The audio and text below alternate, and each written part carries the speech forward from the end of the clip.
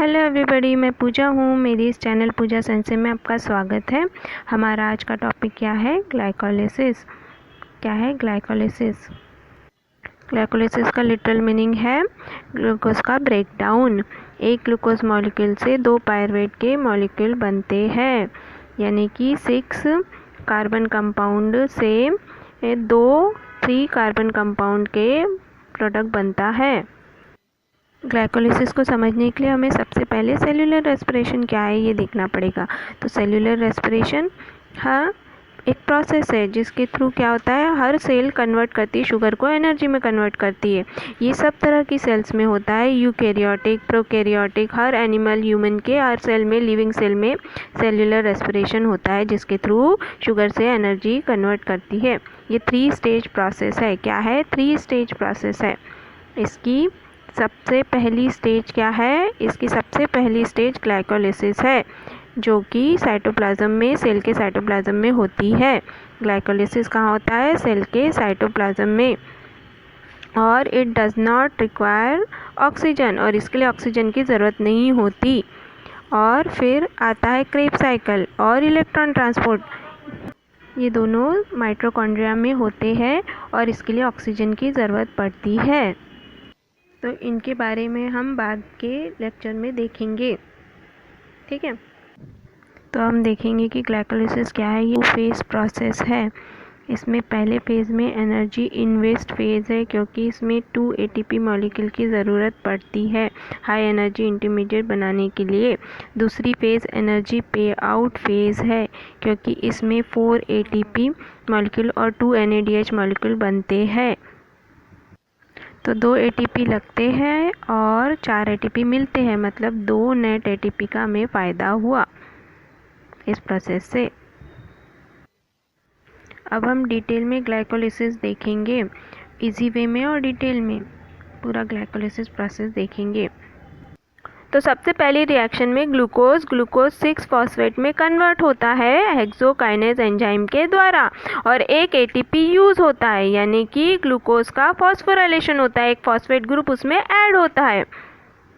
तो इस तरह से ग्लूकोज एक बार सेल के अंदर आ गया तो ग्लूकोज 6 फॉस्फेट में कन्वर्ट होने के बाद में सेल के बाहर नहीं जाता, सेल में ट्रैप हो जाता है, वो मेम्ब्रेन को क्रॉस नहीं कर सकता। ये एक इरिवर्सिबल रिएक्शन है। तो सेकंड रिएक्शन में ग्लूकोज 6 फॉस्फेट फ्रुक्टोज 6 फॉस्फेट में कन्वर्ट होता है आइसोमेरेज के द्वारा, और ये एक रिवर्सिबल रिएक्शन है, यानी फ्रुक्टोज 6 फॉस्फेट वापस ग्लूकोज 6 फॉस्फेट बन सकता है।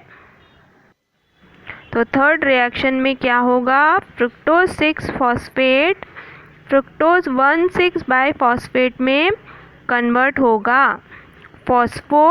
फ्रुक्टोकाइनेज के द्वारा, और इसमें एक एटीपी मॉलिक्यूल यूज़ होगा, क्योंकि फॉस्फोराइलेशन हो रहा, मतलब एक फॉस्फेट ग्रुप ऐड हो रहा है। एक बार फ्रुक्टोज 1,6 बाइफॉस्फेट बन गया तो ग्लाइकोलिसिस होना पक्का है, फिर यह मॉलिक्यूल किसी और मेटाबॉलिक पाथवे में नहीं जाता। तो फोर्थ रिएक्शन में फ्रुक्टोज 1,6 बाइफॉस्फेट का एल्डोसिस होता है और वो बनाता है G3P, यानी कि ग्लिसरल्डिहाइड 3 फॉस्फेट, और DHAP बनाता है, जो कि फिफ्थ रिएक्शन में DHAP आइसोमेरेज होकर वापस G3P बना लेता है। इस तरह से G3P के 2 मॉलिक्यूल हमें मिलते हैं। एल्डोसिस के बाद इसके 2 मॉलिक्यूल हमें मिलते हैं, और यह एक रिवर्सिबल रिएक्शन है। इसमें G3P DHAP में वापस कन्वर्ट हो सकता है आइसोमेरेज एंजाइम के द्वारा। तो यह रिएक्शन ख़त्म होते होते ग्लाइकोलिसिस का फर्स्ट फेज़, इन्वेस्टमेंट फेज़ ख़त्म हो जाता है और सेकंड फेज़ चालू होता है। इसके आगे से जो भी प्रोडक्ट बनेगा उसके अब 2 मॉलिक्यूल बनेंगे। तो नेक्स्ट रिएक्शन में G3P glyceraldehyde 3 phosphate G3P dehydrogenase की मदद से 1,3 बाइफॉस्फोग्लिसरेट में कन्वर्ट होगा। G3P के 2 मॉलिक्यूल से इसके 2 मॉलिक्यूल मिलेंगे हमें 1,3 बाइफॉस्फोग्लिसरेट के, और इस रिएक्शन से हमें NADH के 2 मॉलिक्यूल मिलेंगे। नेक्स्ट रिएक्शन में 1,3 बाइफॉस्फोग्लिसरेट फॉस्फोग्लिसरेट काइनेज की मदद से 3 फॉस्फोग्लिसरेट बनता है। 2 मॉलिक्यूल बनते हैं और 2 एटीपी के मॉलिक्यूल बनते हैं और यह एक रिवर्सिबल रिएक्शन है। 3 फॉस्फोग्लिसरेट जो है ये रिवर्सिबल प्रोडक्ट है। अब नेक्स्ट रिएक्शन में 3 फॉस्फोग्लिसरेट के 2 मॉलिक्यूल 2 फॉस्फोग्लिसरेट के 2 मॉलिक्यूल में कन्वर्ट होंगे फॉस्फोग्लिसरेट म्यूटेज की मदद से। फॉस्फोग्लिसरेट म्यूटेज के द्वारा 2 फॉस्फोग्लिसरेट के 2 मॉलिक्यूल बनेंगे। ये रिवर्सिबल रिएक्शन है। अब नेक्स्ट रिएक्शन में 2 फॉस्फोग्लिसरेट के 2 मॉलिक्यूल फॉस्फोफिनिल पायरुवेट यानी PEP के 2 मॉलिक्यूल में कन्वर्ट होंगे इनोलेस की मदद से और यह एक रिवर्सिबल रिएक्शन है।